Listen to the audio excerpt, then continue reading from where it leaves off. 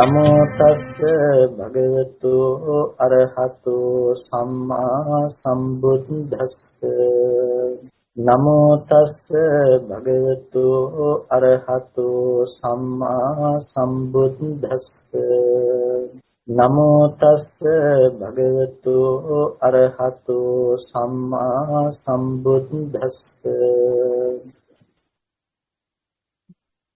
ශ්‍රද්ධා සම්පන්න කාරුණික පින්වත්නි හැම කෙනෙක්ම උතුම් සද්ධර්ම ශ්‍රවණයට සූදානම් වන මොහොත ඉතාමත් සදහසිතින් යුක්තව මේ වෙලාවේදී තමන්ගේ හිත බොහොම නිසසල කරගෙන මේ උතුම් ධර්මය ශ්‍රවණය කරන්නට අවශ්‍යයි. එසේ චිත්ත ඒකාග්‍රතාවයකින් තොරව ධර්ම ශ්‍රවණය කළත් ඒ ධර්ම කාරණා මනාව අසන්නට හෝ දරන්නට හෝ පුළුවන් කමක් නැහැ. නොඅසා නොදරාගත් ධර්මෙහි ඇසිරෙන්නට පුළුවන් කමක් නැහැ. එනිසා සුණාත ධාරේත චරාත ධම්මේ කියලා දක්වන්නේ ධර්මය හොඳින් අහන්න, ඒ වගේම දරා ගන්න, ඒ වගේම ධර්මය තුල ඇසිරෙන්නටයි කියලා. එනිසා ඔබ මේ වෙලාවේදී තාම සදහසිතින් යුක්තව බුදු පියාණන් වහන්සේ විසින් 45 මුළුල්ලේ දේශනා කළ ඒ උතුම් සද්ධර්ම සාගරයෙන් සල්පයක් නමුත් මේ වෙලාවේදී ශ්‍රවණය කරගන්නට අවශ්‍යයි. පින්තුනි, අපි කවුරුත් පරස්පරක් නොපෙනෙන අනවරාග්‍ර සංසාර ගමනක පරිසරණ ඇත්තෝ. කිසිදු අත්සිල්ලක් නැතිව අනවරාග්‍ර සසරක අවිද්‍යාව නැමැති නීවරණයෙන් වැහිලා සංඛා නැමැති සංයෝජනයන්ගෙන් බැඳිලා ගමන් කරන අපට නියත ස්වභාවයක් ඇත්තේ නැහැ. දිව්‍ය ලෝකයක නැතිනම් සුගතියකට නියත බවක් හෝ දුර්ගතියකට නියත බවක් ඇත්තේ නැහැ. අනියත බවක් තුළ තමයි බොහෝ කොට හැම දිනෙකම වාසය කරන්නේ. ඇතැම් විට මහා කුසල පූර්ණ ජීවිත ගත කළ ඇත්තෝ දුගතියක ප්‍රතිසන්දි ලබන්නට පුළුවන්කම තිබෙනවා. මොකද සසර ගමන තුළ සිදු කරපු අකුසල කර්ම විපාකයන් නිසා. ඇතැම් විට තමන්ගේ ජීවිතයේ අකුසල පූර්ණව ගත කරපු කෙනෙක් වුණත් සුගතියෙහි උපදින්නටත් යම් සම්භාවිතාවක් තිබෙනවා. මෙන්න මේ විදිහට අස්තිර සසර ගමනක ගමන් කරන අපිට කියන්නට පුළුවන් කමක් නැත්තේ නැහැ අපේ ඊළඟ උත්පත්තිය කොතනකනම් වෙයිද කියලා. එබඳු අස්තිර තැනක ජීවත් වෙන අපිට සංසාර ස්වභාවය පිළිබඳව අනවතරයෙන් කල්පනා කිරීම ඉතාම වැදගත්.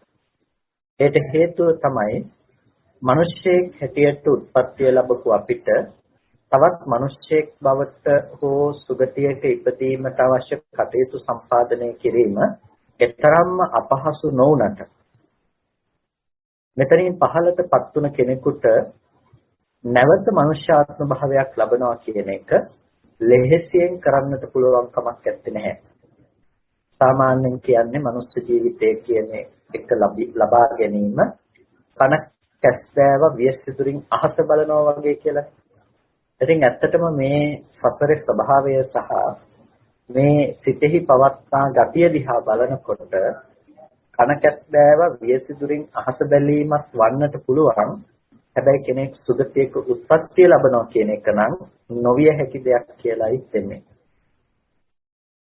පිනතුනි ත්‍රිසංගත සත්වේකුට නිරන්තරයෙන් බයෙන් තැති ගැනීමෙන් ජීවත් වෙන සත්වේකුට කුසලයක් කරන්නට කියලා අදහසක්වත් පහළ වෙන්නේ මොන තරම් දුර්ලභවද?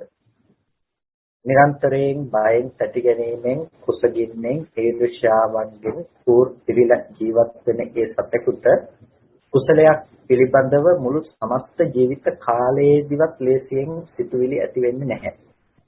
ඉතින් එහෙම තියෙනකොට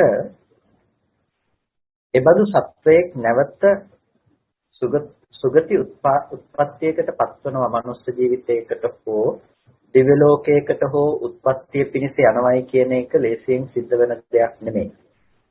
කෙනෙක් අපායට ගියත් ආපහු අවශේෂ කර්ම විපාක හැටියට පිළිවෙලින් තිරිසංගත ආදී ආත්ම භාවවල ප්‍රතිසන්දි ගැනීමයි බොහෝ විට සිද්ධ වෙන්නේ. එහෙම සිද්ධ වෙනකොට ආපහු අකුසල් සිද්ධ කරගෙන ඒ ආත්ම භාවයන් වලදී නැවත දුගතියට යනවා. ආයෙත් දුගතියක ගිහිල්ලා ආයෙත් කාලයක් දුක් විඳලා ආයෙත් වෙනකොට තිරිසංගත ආත්මයක වගේ ආයෙත් තියලා ආයෙත් දුක් විඳිනවා. ඒ වගේම ආයෙත් අකුසල් සිද්ධ කරගෙන නැවතත් අතර අපායට මේ මහා දුර්ගතියටමපත් වෙනවා. ඇතැම් විට මනුස්ස ජීවිතයක ඉපදුනත් ඊටාම ප්‍රත්‍යන්ත දේශයක නොඑක් අකුසල් සිද්ධ කරගන්නට පුළුවන් සමාජ වටපිටාවක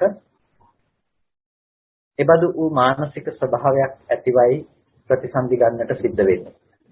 නැවතත් මේ දේවල් හේතු කරගෙන ඒ තැන්වල අකුසල් සිද්ධ කරගෙන ආපහු දුගතිගත වන්නට පුළුවන්. ආයෙ ඉපදුණු අබුද්ධෝත්පාද කාලයක ආයෙත් ඒ විදිහේ අකුසල් සිද්ධ කරගෙන දුගතියට යන්නට පුළුවන්කම තිබෙනවා. මේ විදිහේ අස්තිර සසර ගමනක ජීවත් වෙන අයට මනුස්ස ජීවිතයක් කියන එකත් බුද්ධෝත්පාද කාලයක් කියන එකත් ලේසියෙන් ලැබෙන්නේ නැහැ. ඉතින් ඒ නිසා අද දවසේදී අපි තාම අප්‍රමාදී වන්නට ඕනේ අපිට ලැබුණු මේ අවස්ථාවෙන් උපරිම ඵල ප්‍රයෝජන නෙලා ගන්නට. එවිට තමයි අපිට පුළුවන්කම තියෙන්නේ මෙහි යම් කිසි විදිහකින් අපි බලාපොරොත්තු වෙන පරතරක් දකින්නට. කල්පනා කරන්නට හොඳ නැහැ කොයිම වෙලාවකදීවත් අපි සිද්ධ කරගත්ත කුසල ධර්මයන්හි තෘප්තියකටපත් වීමක් පිළිබඳව. දැන් නම් ඇති කියලා තැනකටපත් විය නොහැකි මෙබඳු අනියත සත්‍යයෙන් විසින්. ඒ නිසා අපි ධර්ම අවබෝධය කිරීම සඳහා බුදුරජාණන් වහන්සේ ස්ථාන නැතිනම් රක්ෂස්ථානයේ හැටියට පෙන්වා දුන්න නිර්භය ස්ථානය, අභය ස්ථානයේ හැටියට පෙන්වා දුන්න නිර්වාණය සාක්ෂාත් කර ගැනීම සඳහා අපි නිරන්තරයෙන්ම අප්‍රමාදීව කටයුතු කරන්නට ඕනේ. අපි ගොඩක් වෙලාවට ලෞකික දේවල් වෙනුවෙන් ජීවිතේ බොහෝ කාලය කැප කළත් බොහෝ අඩුයි අපි අපේ මනස හිත සකස් කරගන්නට කාලය කැප කරනවා. නමුත් සකස් කරගත යුතුම දේ බවට පත්වන්නේ අපේ හිත, මනස. සකස් කරගත යුතුම දේට අපි ලබා දෙන ඉඩකඩ නම් අපේ ජීවිතේ බොහොම අඩු මාත්‍රමකයි තිබෙන්නේ. ඒ නිසා ඔබ ඔබේ හිත පිළිබඳව අවධානය යොමු කරන්නට ඕනේ, හිත සකස් කර ගැනීම පිළිබඳව. එකයි බුදුරජාණන් වහන්සේ අවවාද අනුශාසනා කළේ අපිට සහ සියලු බුදුරජාණන් වහන්සේලාගේ අවවාද අනුශාසනය වන්නේ සබ්බ පාපස්සකරණං කුසලස්ස උපසම්පදා සචිත්ත පරියෝදපනං ඒතම් බුද්ධානුශාසනං. එතකොට සියලු අකුසලයන්ගේ පාප ධර්මයන්ගේ නොකිරීමත් වැළැක්මත් ඒ වගේම කුසල ධර්මයන්ගේ සිද්ධ කිරීමත් ඒ වගේම හිත දමනය කිරීමත් කියන මේ කරුණු පිළිබඳව අපි ප්‍රධාන වශයෙන් අවධානය යොමු කරන්නට අවශ්‍යයි. කුසල ධර්මයන්හි අර්ථචර්යාවෙහි අපි අපේ ජීවිතය හැසිරෙන ගමන්ම ඒ කියන්නේ දන් දෙනවා, සිල් රකින්නවා, භාවනා ආදී සිද්ධ කරනවා. මෙබඳු ආකාරයේ කුසල ධර්මයන් තුළ අපි හැසිරෙන ගමන්ම අපි හිත දමනය කර ගැනීම සඳහා හිත දමනය කර ගැනීම කියලා කිව්වේ අපේ ජීවිතය සම්පූර්ණයෙන්ම ලෝකෝත්තර මාර්ගයකින් කෙලෙස් ධර්මයන් සමුච්ඡේද ප්‍රහාණයකට පත් කරගන්නකම් අපේ සිත අපි දියුණු කළ යුතු වෙනවා, අපේ සිත වැඩි යුතු වෙනවා. එය තමයි අද දවසේදී අපට පැවරෙන අප විසින් කළ යුතු වටිනාම දේ බවට පත්වන්නේ. නැතිනම් මේ ලබාගත් මනුස්ස ජීවිතය අපි තාමත් අවශ්‍ය ලෙසම පරිහරණය කළා බවට පත්වන්නේ මේ විදිහට කටයුතු කළොත්. එනිසා ඔබ ඔබේ ජීවිතය තුළ අප්‍රමාදීව කටයුතු කරන්නට නම් ඒ ලෝකෝත්තර ධර්මයේ පිළිබඳව ඔබ යම් දැක්මක් ඇතිව කටයුතු කරන්නට අවශ්‍යයි. එනිසා අද දවසේදී අපි සාකච්ඡා කරන්නට බලාපොරොත්තු වෙන්නේ බුදුරජාණන් වහන්සේ අපිට පෙන්වපු ඒ අවබෝධ ඥානය තුළින් ලැබිය හැකි නිර්වාණය කියලා කියන්නේ කුමක්ද? අපි නිවීම කියලා කතා කරනවා. නිබ්බාණය කියලා කතා කරනවා. කොතකින්ද අපි නිවීම කියලා කතා කරන්නේ? බුදුරජාණන් වහන්සේ ඒ නිවීම කියලා දේශනා කරපු තැන තිබෙන ස්වභාවය කුමක්ද? ඒ තැනටපත් වීම සඳහා අප විසින් සම්පාදනය කරගත යුත්තේ කෙබඳු වූ ඥාන දර්ශනයක්ද කියන එක පිළිබඳවයි අද දවසේදී අපි මේ මොහොතේදී විමසන්නට බලාපොරොත්තු වෙන්නේ. පින්නතුනි, අපිට දකින්න පුළුවන්කම තිබෙනවා කුද්දක නිකායේ උදාන පාළියේදී වටිනා සූත්‍ර දේශනාවක් පඨම නිබ්බාන සූත්‍රය. මේ පඨම නිබ්බාන සූත්‍රය තුළ බුදුරජාණන් වහන්සේ ඉතාමත් වැදගත් ධර්ම කාරණා රාශියක් පිළිබඳව දේශනා කරනවා. නැතිනම් මේ නිර්වාණය පිළිබඳව හඳුන්වා දෙනකොට නැතිනම් නිවන පිළිබඳව උදාන වාක්‍යයක් හැටියට භාග්‍යවතුන් වහන්සේ මේ සූත්‍රය දේශනා කරන්නේ. එක කාලයක බුදුරජාණන් වහන්සේ සවැත් නුවර ජේතවනාරාමයේ වැඩ ඉන්නකොට භික්ෂුන් වහන්සේලා ඒ නිබ්බාන පටිසංයුක්ත ධර්ම කතාවන්ගෙන් යුක්තව වාසය කරනවා. නිබ්බාන පටිසංයුක්ත ධර්ම කතාවන් කියලා කියන්නේ නිවන පිළිබඳව, නිර්වාණය පිළිබඳව සිදු වුණ ධර්ම කතාවකින් උන්වහන්සේලා බොහොම සතුටු වෙමින් ඒ පිළිබඳව කරුණු දක්වමින් බුදුරජාණන් වහන්සේ ධර්ම දේශනා කරනකොට එතකොට මේ ඒ පිළිබඳව භික්ෂුන් වහන්සේලා ඉතාම යොමු කළ සිත් ඇතිව ඒ කාරණාවන් පිළිබඳව අහගෙන ඉන්නවා. භාග්‍යවතුන් වහන්සේ භික්ෂුන් වහන්සේලාට නිර්වාණ ප්‍රතිසංයුක්ත කතාවන් කතා කරනවා. භික්ෂුන් වහන්සේලා යොමු කළ සිත් ඇතුව, මනස ඒ පැත්තට යොමු කළ මනස ඇතුව හොඳින් මානසිකාරය කරමින් බුදුරජාණන් වහන්සේ දේශනා කරපු ඒ නිර්වාණ ප්‍රතිසංයුක්ත කතාව පිළිබඳව හොඳින් අහගෙන ඉන්නවා. මෙන්න මේ වෙලාවේදී බුදුරජාණන් වහන්සේ මේ ධර්මදේශනාව භික්ෂුන් වහන්සේලා මේ විදිහට අහගෙන ඉන්නකොට මේ උදාන වාක්‍ය දේශනා කළා. උදාන වාක්‍යයක් කියලා කියන්නේ භාග්‍යවතුන් වහන්සේ ඒ යම්කිසි විදිහකින් බුදුරජාණන් වහන්සේ දේශනා කරනු ලබන උදාන වාක්‍ය නික්ලේශී සිතකින් පැන නගිනු ලබන අපේ මැත්තේ සත්‍යදායක වචනයක් කියලා කියන්නේ. ඒකට නමුත් අපි සතුට වෙන සක්ලේශී මනසක ස්වභාවය නෙමෙයි නික්ලේශී ස්වභාවයකුයි මෙතන දකින්නට පුළුවන්කම තිබෙන්නේ. ඒ නිසා අපිට මෙතනදී බුදුරජාණන් වහන්සේ දේශනා කරපු මේ උදාන වාක්‍ය පිළිබඳව විමසා බැලීම ඉතාම වැදගත් වෙනවා. මොකද වික්ෂුන් වහන්සේලා නිබ්බාන පටිසංයුක්ත දැහැමි කතාවක මනස යොමු කරලා ඒ පිළිබඳව අහගෙන ඉන්න අවස්ථාව හේතු කරගෙනයි බුදුරජාණන් වහන්සේ මේ කාරණාව පිළිබඳව දේශනා කරන්නේ. අත්තිබික්කවේ තදායතනං යත්ථ නේව පඨවි න ආපෝ න තේජෝ න වායෝ න ආකාසානං ඡායතනං න විඥානං ඡායතනං න ආකින්චඤ්ඤායතනං න නේව සංඥා නාසඤ්ඤායතනං න අයං ලෝකෝ නායං ලෝකෝ න පරලෝකෝ න උභෝ චන්දිම සූර්යා తත්‍ර පාහං වික්ඛවේ නේව ආගතින් වදාමි න ගතින් න ඨිතින් න චුතින් න උප්පත්තින් අපපතිත්තං අපවත්තං අනාරම්මන මේවේතං ඒසේවන්තෝ දුක්ඛස්සාති කියලා බුදුරජාණන් වහන්සේ මේ දුකේ කෙලවර කිරීම පිළිබඳව ටිකක් වෙනස් ආකාරයකට විවරණය කරලා දේශනා කරන්නට යෙදුණා. දැන් නිවන කියනකොට අපි දන්නවා අසංකත ධර්මයේ හැටියට නැතිනම් කිසිවකින් සංස්කෘත නොවන නැතිනම් සකස් කිරීමකට ලක් නොවන ධර්මයක් තමයි නිවන කියන්නේ කියලා. ඒ නිවන පිළිබඳව නිවනේහි विद्यमान වන ස්වභාවයක් නිවනේහි ලක්ෂණ ධර්මයන්ොත් බුදුරජාණන් වහන්සේ අපට තේරුම් ගත හැකි ආකාරයට යම් ආකාරයකින් මෙතනදී දේශනා කරනවා. කොහොමද? අත්ති භික්ඛවේ තදායතන. අත්ති භික්ඛවේ තදායතන. එතකොට මහණෙනි මේ ආයතනයක් තිබෙනවා. මොන විදිහේ ආයතනයක්ද? යත්ත නේව පඨවි. යම් තැනක පඨවි ධාතුව නැතිනම්, ආපෝ ධාතුව නැතිනම්, තේජෝ ධාතුව නැතිනම්, වායෝ ධාතුව නැතිනම්, ඒ වගේම යම් තැනක ආකාසානං ඡායතනේ නැතිනම්, විඥානං ඡායතනේ නැතිනම්, ආකින්චඤ්ඤායතනේ නැතිනම්, නේව සංඥා නාසඤ්ඤායතනේ නැතිනම්, නායං ලෝකෝ මේ ලෝකේ නැත්තම්, න පරං ලෝකෝ මේ පරලෝකයේ කියන එකක් නැත්තම්, ආගතියක් නැත්තම්, ගතියක් නැතිනම්, චුතියක් නැතිනම්, ප්‍රතිසන්දි ආදී දේවල් නැතිනම්, ඉරහඳ නැතිනම්, මෙන්න මෙබඳු වූ තැන්වල ඒ කියන්නේ මෙබඳු වූ තැනක බුදුරජාණන් වහන්සේ දුකේ කෙලවර කිරීම පිළිබඳව දේශනා කරනවා. එතකොට මෙන්න මේ ආකාරයෙන් දේශනා කරන මේ දුකෙහි කෙලවර කිරීම පිළිබඳව අපි විමසා බැලුවොත් එහෙම ඒක ආයතනයක් හැටියට පෙන්වනවා. ආයතනයක් කියලා කියන්නේ අපි දන්නවා යම් කිසි කෘත්‍යයක් සිදුවනු ලබන තැනකට අපි හඳුන්වනවා ආයතන ධර්මයක් කියලා. ඒ කියන්නේ දැන් අපි චක්ඛායතනය කියලා කියනවා, සෝතායතනය කියලා කියනවා, ගහනායතනය කියලා කියනවා. ඒකට චක්ඛායතනය කියලා කියන්නේ දැන් ඇසෙන් රූප බැලීමේ දර්ශන කෘත්‍ය සිදු කරනු ලබන දේ අපි චක්ඛායතනය හැටියට හඳුන්වනවා.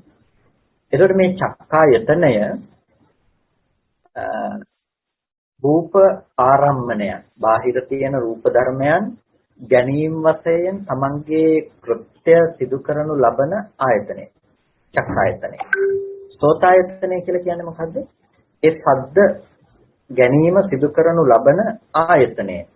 එතකොට ඒ විදිහට අපිට බැලුවාම මේ ආයතන කෘත්‍ය සිද්ධ කරන තැනක් තිබෙනවා. ඒ ආයතන කෘත්‍ය සිදු කිරීම කියන කාරණාව ඊටාම වැදගත් තැනක්. ඒක බුදුරජාණන් වහන්සේ මෙතනදී දේශනා කරන දේ තමයි මේ ආයතන කෘත්‍ය සිදු කිරීම. ආයතන කෘත්‍ය සිදු කිරීම කියලා කියන්නේ දැන් අපිට දේශනා කරනවා මේ චක්ඛායතනයෙන් රූපාරම්මන ගන්නෝ වගේ මේ තදායතනං කියලා කියනවා ඒ ආයතන කෘත්‍යයක් නිවන කියන එක තුළ ආයතන කෘත්‍යයක් සිදු කරනවා කියලා. මොකක්ද මේ සිදු කරනු ලබන ආයතන කෘත්‍යය? ඒ ආයතන කෘත්‍ය තමයි නිර්වාණය අරමුණු කොට නිර්වාණය ඉලක්ක කරගෙන පවතිනවා කියන ස්වභාවය.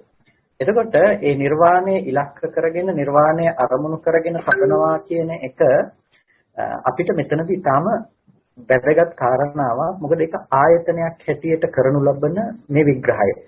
එතකොට ආයතනයක් හැටියට ඒ ධර්මයේ විග්‍රහ කරනවා විතරක් නෙමෙයි, ඒ ආයතනය තුළ विद्यमान ලක්ෂණයන් පිළිබඳවත් බුදුරජාණන් වහන්සේ මෙතනදී පැහැදිලි කරනවා. මොනවාද ආයතනයන් තුළ विद्यमान ලක්ෂණයන් හැටියට පෙන්වන්නේ? යත් නේව පඨවි. යම් තැනක පඨවි ධාතුවේ පැවැත්ම නැතිනම්, පඨවි ධාතුවේ පැවැත්ම නැතිනම්, ඒ කියන්නේ පඨවි ධාතුවේයි යමක් පනවන්නේ නැත්තම්, යම් තැනක පඨවි ධාතුව කියලා යමක් පනවන්නේ නැත්තම්, යත් නේව පඨවි. න ආපෝ න තේජෝ න වායෝ, මේ සතර මහා ධාතුවේහි පැනවීම යම් තැනක සිද්ධ කරන්නේ නැත්තම් කියන එක. ඒතකොට දැන් නිවන තුළ මේ සතර මහා ධාතුවේහි පැනවීමක් ඇත්තේ නැහැ. නිර්වාණය තුළ මේ සතර මහා ධාතුවේහි පැනවීමක් ඇත්තේ නැහැ. ඒ කියන්නේ රූපයේහි පැනවීමක් නිවන තුළ विद्यमान වන්නේ නැහැ. රූපයේහි පැනවීමක් නිවන තුළ विद्यमान වෙන්නේ නැහැ. ඒ නිවන තුළ රූපාදී ධර්මයන්ගේ සංකත ධර්මයන්ගේ පැනවීමක් विद्यमान නොවන නිසා. නිවන කියලා කියන්නේ අසංකත ධර්මයක්. අසංකත ධර්මයක් කියලා කියන්නේ කිසිවකින් සංස්කරණය නොකළ ධර්මයක්. කිසිවකින්ම සංස්කරණය නොකළ ධර්මයක් තමයි නිවන කියලා කියන්නේ.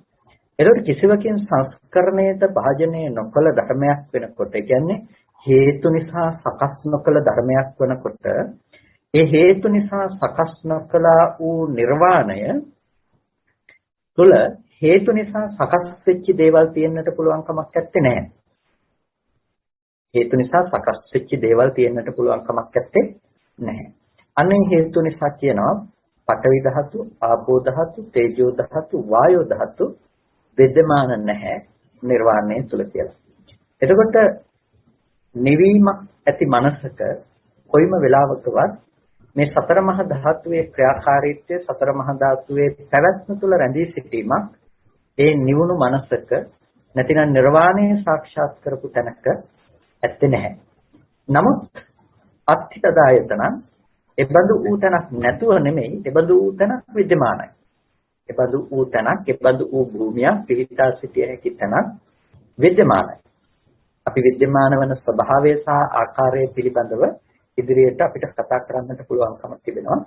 ඒ වගේම රූප ධර්මයන්ගේ පැවැත්මක් නැහැ කිව්වා වගේම අරූප ධර්මයන්ගේ පැවැත්මක් නැති බව පෙන්වන්නට ආකාසානංචායතනය, විඥානංචායතනය, ආකින්චඤ්ඤායතනය, නේව සංඥා නාසඤ්ඤායතනය කියන මෙන්න මේ ආයතනයන්ගේ පැවැත්මක් නැහැ කියලා මේ ආයතනයන්ගේ අප්‍රවෘත්තියක් දක්වනවා. ඒ කියන්නේ නිවන තුල ආකාසානං ඡායතනය හෝ ඒ කියන්නේ අපි දන්නවා මේ අරූප ධානය කියලා. අරූප ධානයන්ගේ පැවැත්මත් නිවන තුල ඇත්තේ නැහැ. අරූප ධානයන්ගේ පැවැත්මත් නිර්වාණය තුල දකින්නට පුළුවන් කමක් ඇත්තේ නැහැ. ඒ වගේම අරූප ධානයන්ගේ පැවැත්ම නැහැ වගේම නායං ලෝකෝ. ඒක මේ ලෝකය නෙමෙයි. නායං ලෝකෝ මේ ලෝකය නෙමෙයි. ඒ වගේම පරලෝකෝ මේ පරලවත් නෙමෙයි.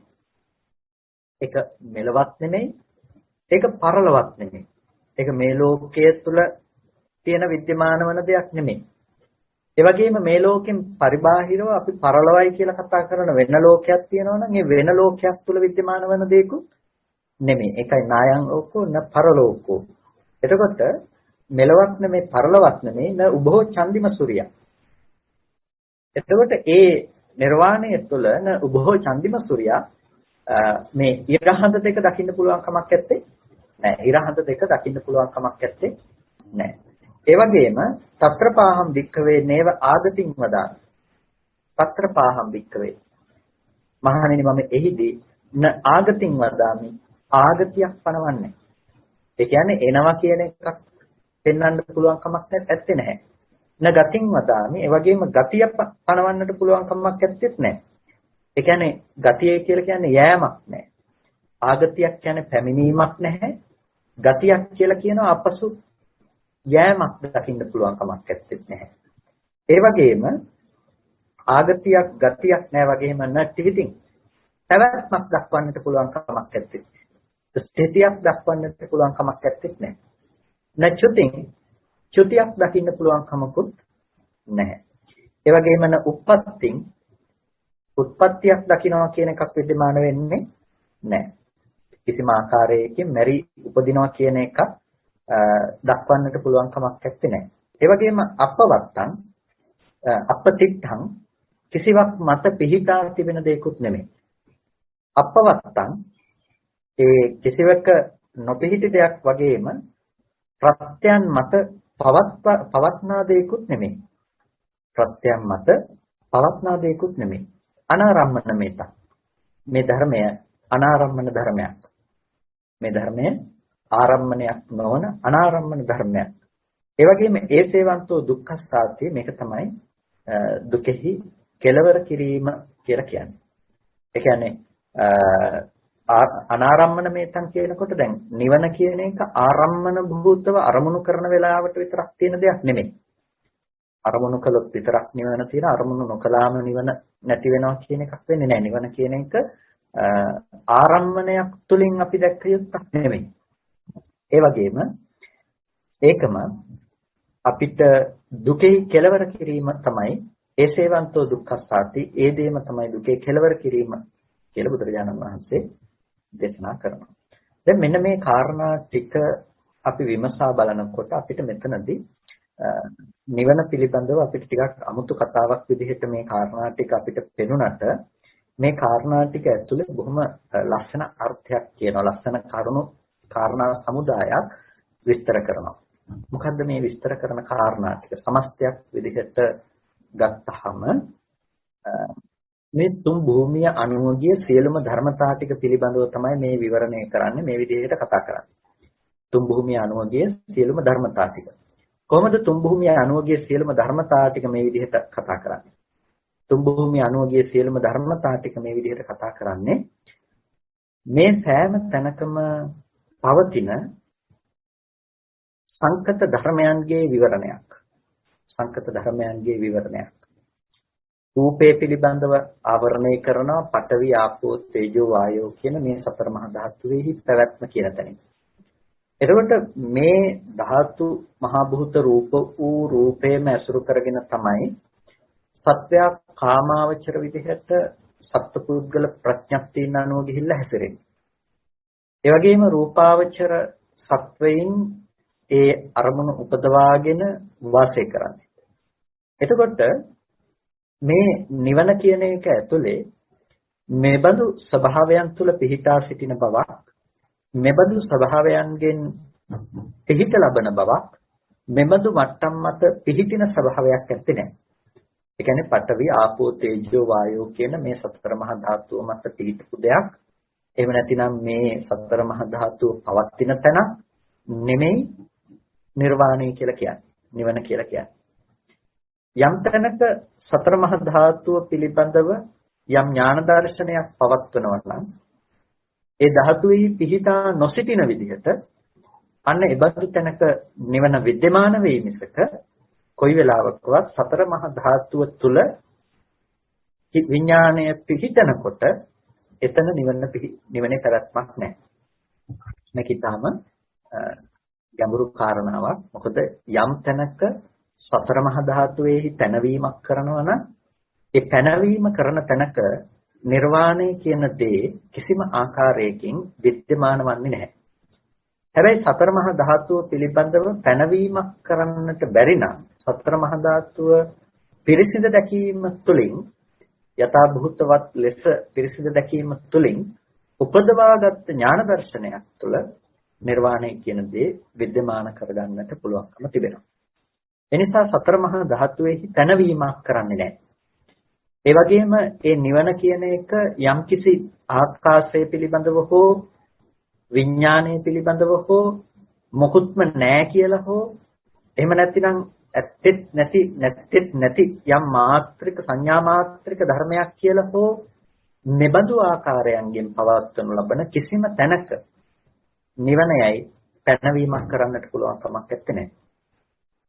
ඒ කියන්නේ විඥානත්‍ත්‍යයක් මේ කිසිම තැනක පැනවීමක් කරන්නට පුළුවන් කමක් නැත්තේ. විඥානත්‍ත්‍යයක් කිසිම තැනක පැනවීමක් කරන්නට පුළුවන් කමක් නැත්තේ. අපි භවයේ පිළිබඳව කතා කරනකොට ඒකවෝකාර භව, පංචවෝකාර භව, චතුවෝකාර භව කියලා භවයේ පිළිබඳව කතා කරනවා. ඒකවෝකාර භව කියලා කියන්නේ රූපස්කන්ධයේ පමණක් පවතින භවයට කියනවා ඒකවෝකාර භව කියලා. ඒ වගේම ස්කන්ධ ධර්මතා හතරක් පවතින තැනට කියනවා චතුවෝකාර භව කියලා. ස්කන්ධ පහම පරිහරණය කරන තැනට කියනවා අපි පංචවෝකාර භව කියලා. මෙන්න මේ භවයන්ගේ ඒකවෝකාර හෝ චතුවෝකාර හෝ පංචවෝකාර භවයන්ගේ යම් තැනක විඥානයේහි පිහිටා සිටීමක් තිබෙනවා නම් ඒ විඥානයේ පිහිටා සිටිනු ලබන කල්හි හටගන්න ආයතනයන්ට කිසිම විදිහකින් නිර්වාණයයි පැනවීමක් කරන්නේ නැහැ. ඒක ස්පර්ශ ආයතන හයේම පරිහරණය කිරීමක් කියන තැනකින් හයෙන් හෝ හයෙන් එකකින් හෝ පරිහරණය කිරීමක් කියන තැනකින්ම එතන කතා කරනවා මිසක කොයිම වෙලාවකවත් ඒක නිර්වාණය කියලා මේ කතා කරන අච්චිබික්කවේ තදායතනං කියපු තැනින් කතා කරන්නේ නැහැ. ඒ වගේම නිර්වාණ ධාතුව තුළ කිසිම විදිහකින් ඉරහඳ දකින්න පුළුවන් කමක් නැහැ. ඉරහඳ දකින්න පුළුවන් කමක් නැහැ. ඉරහඳ දකින්න බෑ කියලා කියන්නේ දැන් අපි ලෝකය තුළ විද්‍යමාන ධර්මයන් පිළිබඳව අපි කතා කරනකොට මේ ඉරහඳ ආදී මේ වස්තු සමුදායයක පැවැත්ම පිළිබඳව අපි කතා කරනවා. ආලෝක නිමිති, ප්‍රභාස්වර නිමිති විදිහට ඉරහඳ ආදී මෙබඳු ධර්මයන් පිළිබඳව කතා කරනවා. හැබැයි නිර්වාණ ධාතුව තුළ මෙබඳු ප්‍රභාස්වර මෙබඳු භෞතික ධර්මයන්ගේ පැවැත්මක් ඇත්තේ නැහැ. නවභෝ චන්දිම සූර්යා කියලා කිව්වේ ඒකයි. මෙබඳු ප්‍රභාස්වර මේ ධර්මයන්ගේ පැවැත්මක් ඇත්තේ නැහැ. ඉරහඳ ආදී ධර්මය යම් තැනක පවතිනවා නම් පවතින්නේ රූපාදී ධර්මයන්ගේ විඥානයේ පිහිටා සිටීමක් විදිහටමයි. රූපාදී ධර්මයන්ගේ විඥානයේ පිහිටා සිටීමක් විදිහට. හැබැයි නිවන අවබෝධ කරගන්න තැනක එබඳු රූපාදී ධර්මයක තමන්ගේ මනසේ පිහිටා සිටීමක් තියෙන්නට පුළුවන් කමක් නැත්තේ නැහැ. එබඳු රූපාදී ධර්මයන්ගේ තමන්ගේ මනස පිහිටා සිටීමක් තියෙන්නට පුළුවන් කමක් නැත්තේ නැහැ. ඒ වගේම එබඳු තැනක තිබෙන ස්වභාවය තමයි ආගති ගති චුති උත්පත්ති ආදී මෙබඳු කිසිම දෙයක් පණවන්නට පුළුවන් කමක් නැත්තේ නෑ. ඒ වගේම පිහිටා සිටීම් ආදී දේවල් ඒ මත පිහිටි ආකාරයෙන් දැකීම ආදිය අරමුණු කිරීම ආදිය නිර්වාණය තුළ අපිට දකින්නට පුළුවන් කමක් නැත්තේ නෑ. ඒතර නිවනේ ස්වභාවය තිබෙනවා ශාන්ත ප්‍රණීතතර ස්වභාවයක්. ඒක විද්‍යමාන නොවන දෙයක් නෙමෙයි විද්‍යමාන වන දෙයක්. විද්‍යමාන වුණත් ඒ විද්‍යමාන වීම සිද්ධ වන්නේ මොන තැනකද? මේ ස්පර්ශ ආයතන හයේ පැනවීමක් ඇති තැනක. දැන් යෑමක් ඊමක් පේන්නේ. කියන්නේ යෑමක් ආපසු ඒමක් සහ පිහිටා සිටීම ආදී දේවල් මේ ලෝකයේ තුල පේන්නේ කුමක් ඇති කල්හිද? රූපාදී ධර්මයන්හි නිමිති ඇති කල්හි.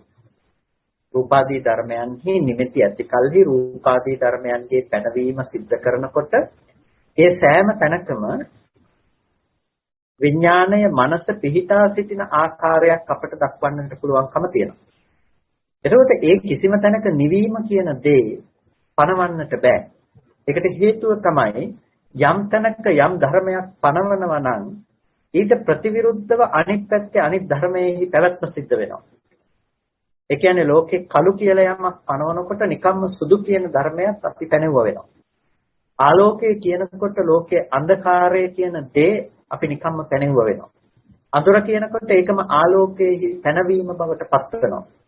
ඒ විදිහටම යම්කිසි ධර්මයක පැනවීමක් කරනවා නම් ඒ පැනවීම සිදු කරනු ලබන කල්හි නිර්වාණයෙහි අප්‍රවෘත්ති භාවය නිකම්ම අපි එතනදී සිද්ධ කරනවා.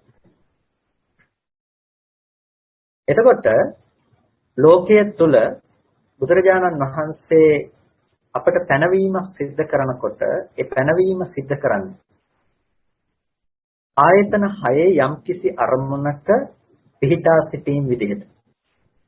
ස්කන්ධ වශයෙන් ගත්තොත් ස්කන්ධ පංචකය තුල යම් ස්කන්ධයක් අරඹය විඥානයේ පිහිටා සිටීමක් විදිහට ඒකට කියනවා විඥාන තිති කියලා. විඥාණය පවතිනවා කියලා. එතකොට ඒක රූප, ශබ්ද, ගන්ධ, රස, ස්පර්ශ, ධම්ම කියන මේ අරමුණු අරඹය වන්නට පුළුවන්. තව අනිත් පැත්තෙන් ගත්තොත් රූප, වේදනා, සංඥා, සංඛාර, විඥාන කියන ස්කන්ධ ධර්මයන් අරඹය වන්නට පුළුවන්. මේ විඥානයේ ස්ථිතියක් විදිහට පැවැත්මක් විදිහට මේ ධර්මයේ අසුරු කරගෙන පවතිනවා. මේ කාරණා ටික ඔබේ ජීවිතයට සමීපස්ත කරලා ඔබේ ජීවිතයේ පැත්තෙන් කතා කළොත් එහෙම වෙනතුනේ අද දවසේදී ඔබේ ජීවිතය තුළ ඔබ ටිකක් විමසා බලන්න. ඔබේ ජීවිතය තුළ ඔබ ටිකක් මෙනෙහි කරලා බලන්න. මෙනෙහි කරනකොට ඔබට පෙනේවි ඔබේ ජීවිතයේ තියෙන ස්වභාවය මොකක්ද කියන එක. ඔබට රූප පිළිබඳව කල්පනා කරන්න පුළුවන්, ශබ්ද, ගන්ධ, රස, ස්පර්ශ පිළිබඳව කල්පනා කරන්න පුළුවන්. ඒ දේවල් අනුසාරයෙන් ඔබ විඳපු සැප දුක උපේක්ෂා සහිත දේවල් පිළිබඳව කල්පනා කරන්නට පුළුවන්. ඒ කියන්නේ ඔබේ මනස සෑම වෙලාවකදීම හැසිරෙන්නේ, සෑම වෙලාවකදීම සැරිසරන්නේ සංකත ධර්මතා ටිකක මෙන්න මේ හැසිරීම රටාව අනුව. මේ හැසිරීම රටාව අනුව. එතකොට මෙබඳු හැසිරීම රටාවක් අනුව සැරිසරන මනසකට ස්පර්ශ ආයතන හයේම පැවැත්ම තියෙනවා. හැබැයි අර අත්ති සදායතනං කියලා බුදුරජාණන් වහන්සේ පෙන්නපු අර කිසිම දෙයක පැනවීමක් කරන්නට බැරි නිර්වාණ ධාතුවේහි පැවැත්ම අහිමි වෙලා තියෙනවා. නිර්වාණ ධාතුවේහි පැවැත්ම අහිමි වෙනකොට සංකත ධාතුවේහි පැවැත්ම හිමි වෙනකොට සංකත ධර්මයන්ගේ ස්වභාවයට මුහුණ දෙන්නට සිද්ධ වෙනවා. සංකත ධර්මයන්ගේ ස්වභාවය මොකද්ද? හට ගැනීම, වැයවීම ආදී මෙබඳු ස්වභාවයන්. චුති උත්පත්ති ආදී මෙබඳු ස්වභාවයන් සියල්ලක්ම සංකත ධර්මයන්ගේ විද්‍යමාන ස්වභාවයන්. එතකොට සංකත ධර්මයන් ඇසුරු කරනකොට අපිට ඔන්න ජරා මරණ දුක් අපිට විඳින්න පුළුවන්කම තියෙනවා. ස්කන්ධ ටිකක් හටගෙන ස්කන්ධ ටික වැය වෙනවා. ස්කන්ධ ටික වැය වෙන තැනක අපි සත්වයේ පුද්ගලයෙක් මරණයටපත් වෙනවා, සත්වයේ පුද්ගලයෙක් ලෙඩ වෙනවා, සත්වයේ පුද්ගලයෙක් මහලු වෙනවා. මෙන්න මේ විදිහට අපි ඒ බඳු ධර්මයන් සත්පුද්ගල භාවයෙන් යුක්තව විඳිනවා. ඒකට මේක තමයි සංකත ධර්මතාවයන්ගේ නැතිනම් ස්පර්ශායතන 6 ඇසුරු කරගෙන පැවතීම තුළ විද්‍යමාන වන ස්වභාවයේ විද්‍යමාන වන ලක්ෂණේ බවට පත්වන්නේ.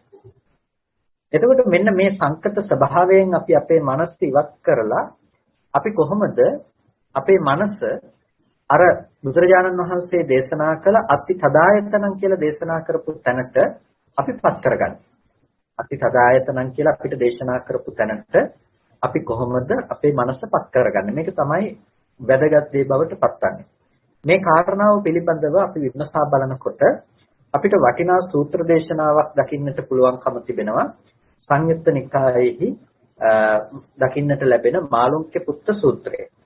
එතකොට මේ මාළුක්‍ය පුත්ත සූත්‍රය තුළ බුදුරජාණන් වහන්සේ මේ නිබ්බාන සූත්‍රය පිළිබඳව අපි කතා කළා වගේම ඊට සමානුපාතිකව නිර්වාණය පිළිබඳව විවරණයකුත් කරනවා. දුකේ කෙලවර කිරීම කොයි ආකාරයකටද වන්නේ කියන එක සහ එයට අවශ්‍ය වන උපදේශයක් බුදුරජාණන් වහන්සේ ලබා දෙනවා. මාළුක්‍ය පුත්ත හාමුදුරුවෝ ටිකක් වයසට ගිහිල්ලා පැවිද්ද ලැබපු ස්වාමීන් වහන්සේ නමක්. ඉතින් මාළුක්‍ය පුත්ත හාමුදුරුවෝ ගිහිල්ලා බුදුරජාණන් වහන්සේගෙන් ඉතාමත් කෙටියෙන්ම ධම්ම අවවාදයක් කරන්නට කියලා ඉල්ලා සිටිනවා. ඒ පිළිබඳව හිත තබලා නිර්වාණය අවබෝධ කරගන්නට. මෙන්න මේ වෙලාවේදී තමයි මාළුක්‍ය පුත්ත හාමුදුරුවන්ට බුදුරජාණන් වහන්සේ දේශනා කරන්නේ මාළුක්‍ය පුත්ත චක්කු විඤ්ඤාය රූප අදිත්ත පුබ්බ මේ සූත්‍රය අපි මීට පෙර සාකච්ඡා කරපු සූත්‍රයක් අපි මෙතනදී පාවිච්චි කරන්නේ. චක්කු විඤ්ඤාය උන රූප තියෙනවා අදිත්ත පුබ්බ. ඒ කියන්නේ නුදුටු විරු. යම්කිසි විදිහකින් අපි ඇහැට දැකලා නැති දැකපු ස්වභාවයක්වත් නැති. ඇහැට දැකලත් නැති දැකපු ස්වභාවයක්වත් නැති ඒ වගේම නැච පස්ස වර්තමානයේහි අපි දකින්නේ නැතිනම් ඒ වගේම අනාගතයට අපිට දකින්නෙත් නැතිනම් වර්තමානයේහි යම් දකින්නෙත් නැත්නම් අනාගතයට දකින්නෙත් නැත්නම් ඒකට අතීතය දැකලත් නැහැ දැකපු බවකුත් නැහැ වර්තමානයේ දකින්නවා කියන එකක් වෙන්නෙත් නැහැ අනාගතයට දකින්නවා කියලා දෙයක් වෙන්නෙත් නැහැ අන්න එබඳු වූ රූපයන් පිළිබඳව අත්තිතේ තත්ත ඡන්தோවා රාගෝවා ඔබට එබඳු වූ රූපයන් පිළිබඳව ඡන්දයක් හෝ රාගයක් හරි ප්‍රේමයක් හෝ එබඳු වූ දෙයක් තියෙනවා.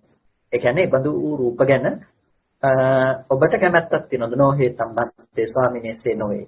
එතකොට දැන් ඔබ ඔබේ ජීවිතයේ පැත්තෙන් හිතලා බලන්න. ඔබේ ජීවිතයේ පැත්තෙන් ඔබ කල්පනා කරලා බලනකොට ඔබට පේනවද ඔබ අතීතයේදී යම් රූපයක් දැකලා නැත්තම් දැකපු ස්වභාවයක්වත් ඡායාවක්වත් ඔබට නැත්තම් ඒ වගේම ඔබ වර්තමානයේ දකින්නෙත් නැත්නම් අනාගතයට දකින්නවා කියලා ඔබ බලාපොරොත්තු වෙන්නෙත් නැත්නම් එබඳු රූපයන් පිළිබඳව ඔබට කැමැත්තක් තියෙනවා. එබඳු රූපයන් පිළිබඳව ඔබට හොඳයි කියලා හිතෙන කමක් හිතින් බලාපොරොත්තු වෙන කමක් තියෙනවා. එබඳු රූපයන් පිළිබඳව ඔබට කිසිම ආකාරයකින් කැමැත්තක් හෝ බලාපොරොත්තුවක් හරි ප්‍රාර්ථනයක් හරි ඇත්තේ නැහැ. එබඳු රූපයන් පිළිබඳව කැමැත්තක් හෝ බලාපොරොත්තුවක් හෝ ප්‍රාර්ථනයක් හෝ ඇත්තේ නැහැ. ඇයි ඒකට හේතුව? ඒක එසේ වීමට අබහුවයයි. ඇයි අබහුවේ? ඒ බඳු රූපයක් ඔබේ ලෝකයට පණවන්නට පුළුවන් කමක් නැත්තේ නෑ. අපි බලාපොරොත්තු වෙන්නේ, අපි ජීවත් වෙන්නේ, අපි අර දැකපු බව තියෙන වර්තමානයේහි දකින අනාගතයට දකින්නට බලාපොරොත්තු වෙන රූප සහිත ලෝකයක් තුළ. අපේ ලෝකය අපි බලාපොරොත්තු වෙන්නේ ඒ බඳු වූ මානසික මට්ටමක් මානසික ස්වභාවයක් තුළ. අපි අහපු බවක් තිබුණ වර්තමානයේ අහන අනාගතයට අහන්නට බලාපොරොත්තු වෙන ලෝකයේ තුල තමයි අපි ජීවත් වෙන්නේ. ඒ වගේම තමයි අනිත් ආයතන ටිකටත් පොදුව අපි ජීවත් වෙන්නෙම ඒ මට්ටම තුල. එතකොට ඒ බඳු මට්ටමේ ධර්මයන් පිළිබඳව තමයි අපිට ඡන්දේ තියෙන්නේ, ප්‍රේමේ තියෙන්නේ, කැමැත්ත තියෙන්නේ. ඒ බඳු මට්ටමේ ධර්මයන් පිළිබඳව. එතකොට මෙන්න මේක තමයි සංකත ධර්මයන්ගේ මනස පිහිටා සිටියාම තියෙන ස්වභාවය. මොනවද සංකත ධර්ම කියලා කියන්නේ? රූප, වේදනා, සංඥා, සංඛාර, විඥාන කියන මේ ස්කන්ධ ටික. ආයතන විදිහට කතා කළොත් එහෙම චක්කු, සෝත, ගාහන, જીවහා, කාය, මන කියන මේ ආයතන ධර්මතා ටික. එතකොට මේ ධර්මතා ටික සංකත ධර්මතා ටිකේ හිත පිහිටවන්න පුළුවන්කම තියෙනකොට, හිත පිහිටිනකොට ඔබට මුළු සංකත ධාතුවම පනවන්න පුළුවන්කම තියෙනවා. ඇයි ඔබට අතීත දැකපු රූප තියෙනවා, රූප දැකපු බව තියෙනවා, රූප දකින්න පුළුවන්කම තියෙනවා, අනාගතයේ රූප දකිනවා. දැන් ඔබට එබඳු ලෝකයක් තියෙනවා. දැන් ඔබට අතීතේ කරපු කියපු දේවල් රූපයත් එක්ක ඔබ කරපු ගනුදෙනු ගැන ඔබට කල්පනා කරන්න පුළුවන්කම තියෙනවා. එතකොට ඒ ඔබ දැකපු රූප දැකපු තැන් ඒ විදිහට ලෝකෙ තුල තියෙනකොට ඒ තියෙන තැන් කරා ඔබට යන්න පුළුවන්කම තියෙනවා. ගිහිල්ලා ආපහු ඔබ හිටපු තැනට එන්න පුළුවන්කම තියෙනවා. ගති ආගති තියෙනවා. ගති ආගති තියෙන තැන්වල චුති උත්පත්ති පේනවා. එතකොට මේ විදිහට මුළු සමස්ත ධාතුවේම පැනවීමක් කරන්න පුළුවන්කම තියෙනවා. එතකොට ඔබට දැන් මේ ලෝකේ ඔබ ජීවත් වෙනවා. ඔබට ජීවත් වෙන්න ලෝකයක් තියෙනවා. මේ ලෝකේ තියෙනවා. ඒ වගේම මේ ලෝකේ තියෙනකොට ඔබට පරලොවට යන්න පුළුවන්කම තියෙනවා. මේ ලෝකේ තියෙනකොට ඔබට මරණයටපත් වෙලා තව තැනකට ඔබට යන්න පුළුවන්කම තියෙනවා. පරලොවක් තියෙනවා. ඔබට රූපාරූප ධ්‍යාන උපදව ගන්න පුළුවන්කම තියෙනවා මේ කාමයේ යටපත් කරලා දාලා. ඒ බඳු තැන්වල ඔබට සිත පිහිටවන්න පුළුවන්කම තියෙනවා. මේක තමයි මානසයේ තිබෙන ස්වභාවය. කොමක් නිසාද? සංකත ධාතුව තුළ හිත තිබ්බහම. නිර්වාණ ධාතුව තුළ හිත නොපිහිටියාම ඔබට මෙබඳු ධාතුවක් තුළ හිතේ පිහිටීම සිද්ධ වෙනවා.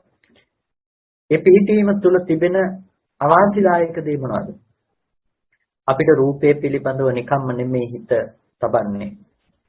රූප ධර්මයන් අනුව දැකපු සහ දැකපු දුටු විරූ රූපයන් පිළිබඳව අපිට තියෙන්නේ දැනගත්ත දේ පිළිබඳව දැනගත්ත දේ තුළ තිබුණු නිමිති ටිකත් එක්කම අපි ආශ්‍රව විදිහට අසුරු කරන්නේ මේ විදිහට තමයි. අපි කැමති වෙච්ච දේවල්.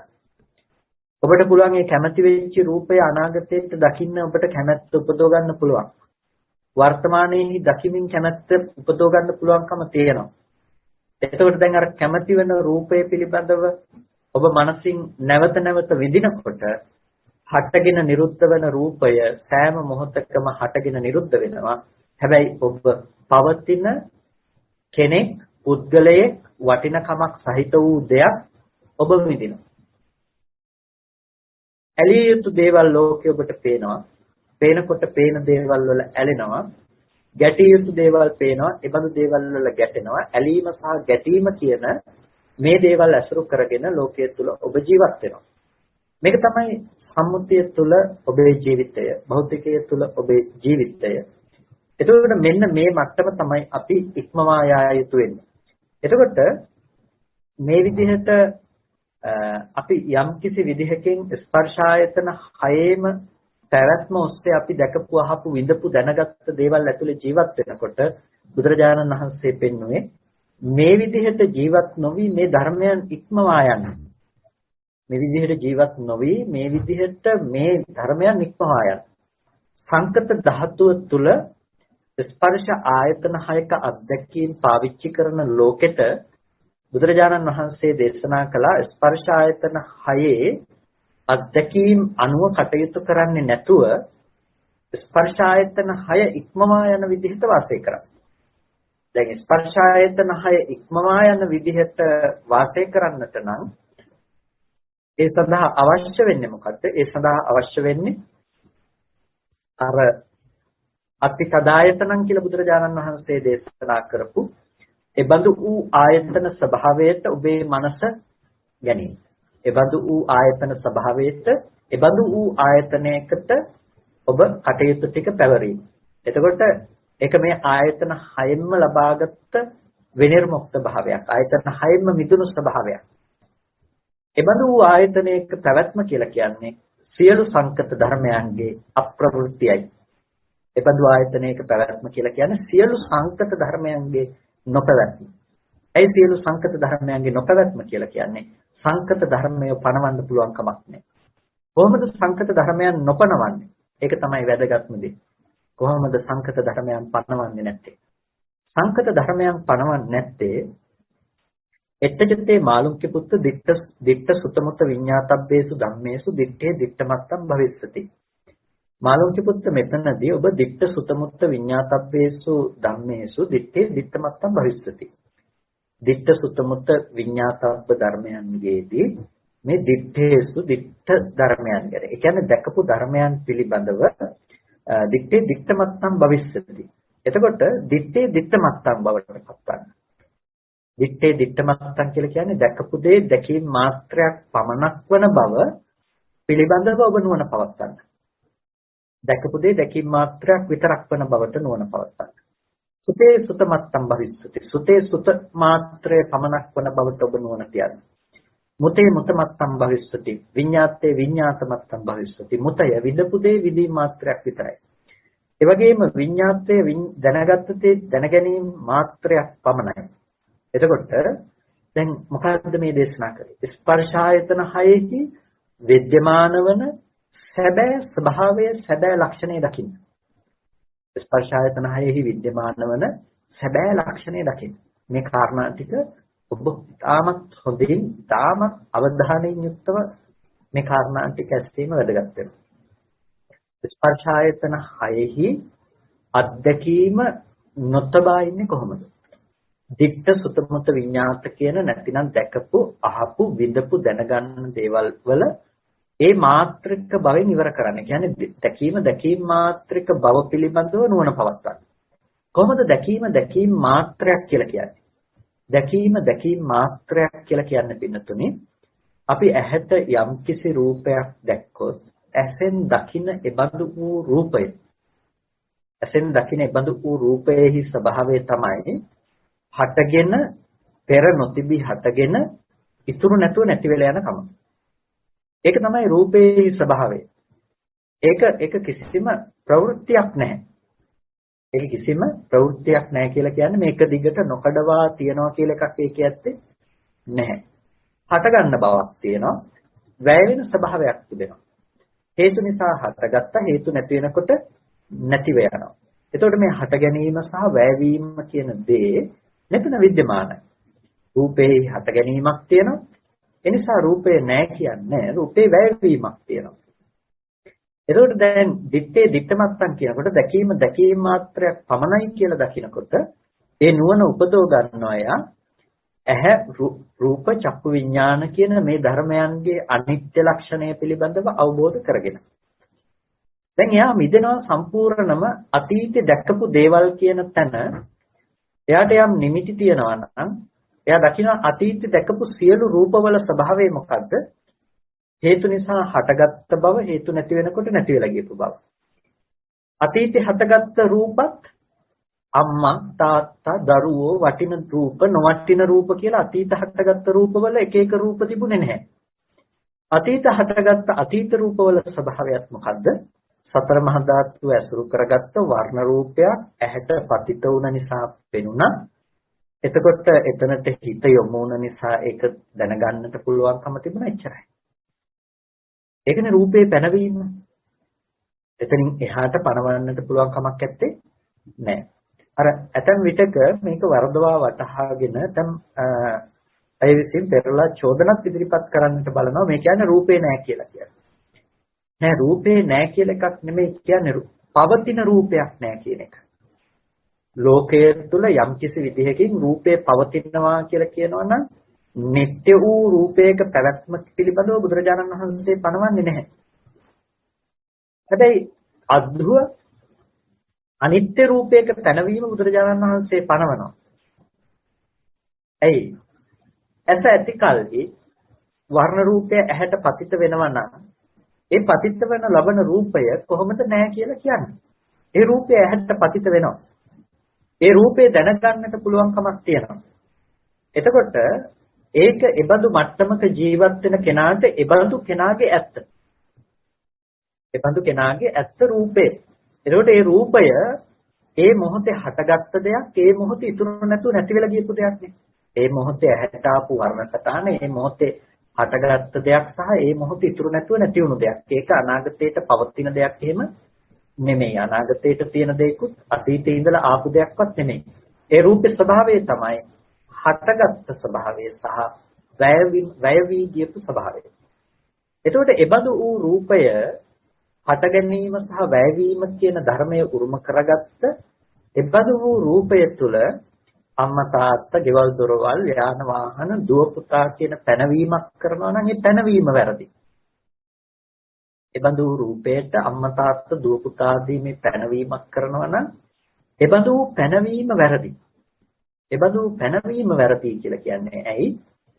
හටගෙන නිරුද්ධ වුණ රූපය නොදන්නාකම නිසාමයි එබඳු රූපයට සත්පුද්ගල බවක් ආරෝපණය කළේ. හැබැයි යම් කෙනෙකුට දැන් එබඳු රූපේ හටගෙන නිරුද්ධ වුණ බව දකිනවා නම් නිරුද්ධ වුණ රූපේහි දැන් පැවැත්ම කියන්න බෑනේ. නිරුද්ධ වුණ රූපේහි දැන් පැවැත්ම කියන්න පුළුවන් කමක් නැත්තේ නෑ. ඒ කියන්නේ දැන් ඒ රූපය හටගෙන ඉතුරු නැතුව නැති වෙලා ගියා. එතකොට මේ නැති වුණා නම් ඒ රූපේ නැති වෙච්ච රූපය ඔබට තිබෙනවා කියලා නැවත කියන්නට පුළුවන් කමක් නැහැ. ඒ රූපය අනිත්‍යයි. ඒ රූපය නැති වුණු ස්වභාවය පිළිබඳව ඔබ දැක්කා. එතකොට මේ නැති වුණු ස්වභාවය පිළිබඳව දකිනකොට නැති වුණු රූපය ගැන ඔබ පැනවීම කරන්නේ එක අම්මද එක තාත්තද එක ගෙවල් දොරවල්ද යාන වාහනද කියලා පැනවීම කරන්නේ වර්තමානයේහි පෙනෙනවා නම් ඔබට රූපයක් පේන රූපයේ පිළිබඳවත් ඔබ දන්නවා ඒක මේ හටගෙන නිරුද්ධ වෙන රූපයක් වර්ණ සටහන් මාත්‍රයක් වූ රූපයක් ඒ වගේම අනාගතයට හටගන්න රූපයේ පිළිබඳව දන්නවා ඒ විදිහටම ඇස් සමුවට ආපු රූපේ ඉතුරු නැතුව නිරුද්ධ වෙන රූපයක් එතකොට මේ රූපයේ පිළිබඳව මේ විදිහේ නුවණක් පවතිනකොට ඒ රූපයේහි වටිනකම ඔබට හම්බ වෙන්නේ නැහැ. අම්මා තාත්තා දුව පුතා කියලා වස්තු විදිහට පුද්ගලය විදිහට ඒ රූපය හම්බ වෙන්නේ නැහැ. රූපය හම්බ වෙන්නේ කොහොමද? හටගෙන නිරුද්ධ වෙන රූපයක්. එතකොට අතීතෙ තිබිලා වර්තමානයේට රූපෙ එන්න පුළුවන් කමකුත් නැහැ. වර්තමානයේ ඉඳලා අනාගතයට රූපෙ යන්න පුළුවන් කමකුත් නැහැ. එයා රූපය පිළිබඳව දකින්න එකම එක දෙයයි. රූප නිරෝධය කියන දේ. යමක නිරෝධය නම් දකින්නේ නිරෝධය දකින්නු ලබන කල්හි එයාට ඒ දේ පැනවීම කරන්න පුළුවන් කමක් නැහැ. ඒ නිසා තමයි නිර්වාණය තුල පඨවි ආපෝ තේජෝ වායෝ ආදී මේ රූපයේහි පැනවීමක් කරන්නේ නැත්තේ. මේ රූපයේහි පැනවීමක් කරන්නේ නැත්තේ. ඇයි? එබඳු වූ පැනවීමක් කරන්න පුළුවන් තැනක නෙමෙයි මේ ආයතනයේ विद्यमान වන්නේ. එබඳු පැනවීමක් කරන්නට පුළුවන් තැනක නෙමෙයි. එතකොට ඇහෙන් මිදුණු තැනක් රූපයෙන් මිදුණු තැනක් චක්කු විඥානයෙන් මිදුණු තැනක් කුමක් නිසාද ඒ ධර්මයන්ගේ Nirodhaය අවබෝධ කිරීමම නිවනයි. ඒ ධර්මයන්ගේ Nirodhaය අවබෝධ කිරීම. මේ විදිහට මුළු ස්පර්ශ ආයතන හයේම කිසිම දෙයක පැනවීමක් කරන්නේ නැති වෙනකොට පැනවීමක් කරනවා කියලා කියන්නේ ඔබට අතීතෙදි තිබ්බා කියලා හිතන්න පුළුවන් කමක් නැත්තේ නෑ. ඔබට පේන්නේ හේතු ටිකක් එකතු වෙනකොට හටගත්ත බව. හේතු නැති වෙනකොට නැති වෙන බව. ඒතකොට දැන් ඔබට අතීත අන්තයේ හිස්. අතීතයේ හිස් නම් අනාගතයේ කොහොමත් හිස් වෙන බවට නිකම්මපත් වෙලා. නමුත් අනාගතය පිළිබඳව නොනයි අලුතෙන්ම ධර්මයක් උපදී මිසක අතීතේ තිබුණ දේ අනාගතයට යන්න පුළුවන් කමක් නැහැ කියන එක. වර්තමානයේ පේනවා නම් මෙබඳු ඌ ධර්මතා ටිකකම පැවැත්මක් පමණයි කියන මෙබඳු නුවණක් පවතිනවා. මේ නුවණට කිසිම විදිහකින් ඔබට ඇලෙන්න වස්තු හෝ ගැටෙන්න වස්තු හෝ ලෝකයේ තුල හම්බ වෙන්නේ නැහැ. ඇලෙන්න හෝ ගැටෙන්න වස්තු සම්පත් ලෝකයේ තුල නොතිබෙනකොට ඔබ එබඳු ධර්මයන්ගෙන් මිදී ජීවත් වෙන කෙනෙක් බවට පත් වෙනවා. එබඳු ධර්මයන්ගෙන් මිදී ජීවත් වෙන කෙනෙක් බවට පත් වෙනවා. එතකොට එබඳු කෙනාගේ ලක්ෂණය මොකද්ද? යම් කිසි කෙනෙකුට තතෝත්වම් මාළුන්කි පුත්තන තේන. තතෝත්වම් මාළුන්කි පුත්තන තේන. ඒ කියන්නේ මාළුන්කි පුත්ත ඔබ ඒහා සමග නැත්තම් මොනවත් එක්කද? දිට්ඨ, සුත, මුත, විඤ්ඤාත. ඒ කියන්නේ දැකපු දේවල්, අහපු දේවල්, විඳපු දේවල්, දැනගත්තු දේවල්. මාළුන්කි පුත්ත ඔබ මේ වගේ දේවල් එක්ක නැත්තම්. තතෝත්වම් මාළුන්කි පුත්තන තේන. එතකොට මාළුන්කි පුත්ත හාමුදුරුවන්ට කියන දිට්ඨ සුත්ත මුත්ත විඤ්ඤාත කියන දේවල් එක්ක ඔබ නැත්තම් කියලා. මොකද්ද නැත්තම් කියලා කියන්නේ? දැකපු දේ එක්ක අපිට අපේ පැනවීමක් කරන්න බෑ. දැකපු දේ තිබ්බොත් නේ දැක්ක මම ඉන්නේ. අහපු දේ තිබ්බොත් තමයි අහපු මම ඉන්නේ. එතකොට විඳින දැනගන්න දේවල් තිබ්බොත් තමයි ඒක කරන පුද්ගලයා මේ පැත්තේ ඉන්නේ. හැබැයි මේ පුද්ගල බව නැත්තම් පුද්ගලයාගේ පැනවීම කරන්න පුළුවන් කමක් නැත්තම්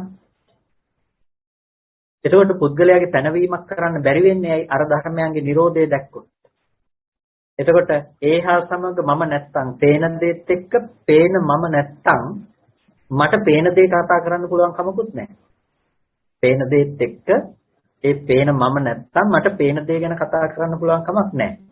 හැබැයි මම හිතියොත් මට පේන දේ තියෙනවා. පේන දේ තිබුණොත් පේන මම ඉන්නවා. ඒක නතර කරන්න පුළුවන් කමක් නැත්තේ නෑ. දිත්තේ දිත්තමත්තන් කියනකොට රූපය හටගෙන නිරුද්ධ නම් හටගෙන නිරුද්ධ වෙච්ච රූපය පිළිබඳව දැකපු පුද්ගලයෙක් ඉන්න පුළුවන් කමක් නෑ. පොදු ධර්ම සම්පතියක හට ගැනීම සහ වැයවීම විතරයි. එතකොට එළියේ තිබ්බ රූපයක් හටගෙන නැති වුණ පෙර නොතිබීම මෙහි ඒක බලාගෙන හිටපු මම හිටිය නෙමෙයි. මම කියන පුද්ගල බව පැනෙවෙම දිත්ත කියන ලක්ෂණයත් එක්කම තමයි. ඒ චක්කු විඥානය කියන දේ ඇහැ රූපාදී මේ ධර්මතා ටිකේ හේතු ටික ගැන කතා කරනකොට ඒකම තමයි ඒ පුද්ගල බව කියන දේ නැතිනම් ඒ හටගත්ත කියන ස්වභාවය. ඒක ඉතුරු නැතුව නැති වෙලා යනවා. එතකොට එහෙනම් එක දිගට ජීවත් වෙන පුද්ගලයෙක් පණවන්න බැරි වෙන්නේ ඇයි? එක දිගට තියෙන රූප දකින්න බැරි නිසා. එක දිගට තියෙන රූප හම්බ වෙන්නේ නැත්තේ ඇයි? එක දිගට ජීවත් වෙන පුද්ගලයෙක් පණවන්න පුළුවන් කමක් නැති නිසා.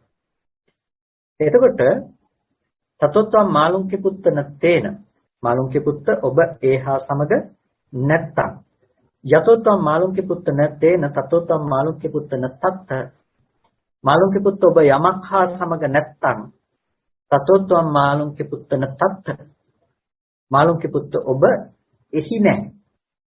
ඔබ එහි නැහැ. යමක් සමග ඔබ නැත්තම් ඔබ එහි නැහැ. ඒ කියන්නේ රූපයක් එක්ක අපි නැත්තම් අපි රූපයේ කෙරෙහි ඉන්න කෙනෙක් නෙමෙයි. වේදනාව පිළිබඳව අපි නැත්තම් අපි වේදනාව කෙරෙහි ඉන්න කෙනෙක් නෙමෙයි. කෙරෙහි ඉන්නවා කියලා කිව්වේ දැන් අපිට අසුරු කරන්න පුළුවන් ලෝකයේ තියෙනවා. ලෝකයේ තුල අපි ජීවත් වෙනවා. අපිට ජීවත් වෙන්න පුළුවන් ලෝකයේ තියෙනවා. ලෝකයේ තුල අපි ජීවත් වෙනවා. එතකොට එයින් අපව පණවනවා අපෙන් එය පණවනවා. මෙතන කොටස් දෙකක් තියෙනවා. එයින් අපව පණවනවා අප එයින් පණවනවා. එතකොට කොහොමද ඒ දේවල් විඳින මම මෙහි ඉන්නවා මට විඳීම සඳහා ඒබඳු දේවල් තියෙනවා. මම විඳින ඒබඳු දේවල් තියෙනවා. ඒබඳු දේවල් විඳින්න පුළුවන් පුද්ගලයා මේ පැත්තේ ඉන්නවා. එතකොට මෙන්න මේ විදිහට ජීවත් වෙන ලෝකයේ තුල මාළුන්ගේ පුත්ත හාමුදුරුවන්ට බුදුරජාණන් වහන්සේ දේශනා කළේ ඔය විදිහට යම් කිසි විදිහකින් දැකපු අහපු විඳපු දැනගත්ත දේවල් පිළිබඳව ඒහා සමග තමන් නැත්තම් තමන්ට ජීවත් වෙන්න කියලා පිහිටා සිටින්න කියලා තැනක් ඇත්තේ නැහැ. යතෝත්වම් මාළුන්ගේ පුත්තන තේන තතෝත්වම් මාළුන්ගේ පුත්තන තත්ත මාළුන්ගේ පුත් එහෙම ඉන්න කියලා තැනක් පිහිටා සිටින්න කියලා තැනක් හම්බ වෙන්නේ නැහැ. යතෝත්වම් මාළුන්ගේ පුත්තන තත්ත තතෝත්වම් මාළුන්ගේ පුත්ත නේවිධ නහුරක් මාළුන්ගේ පුත්ත යම් තැනක ඔබ පිහිටා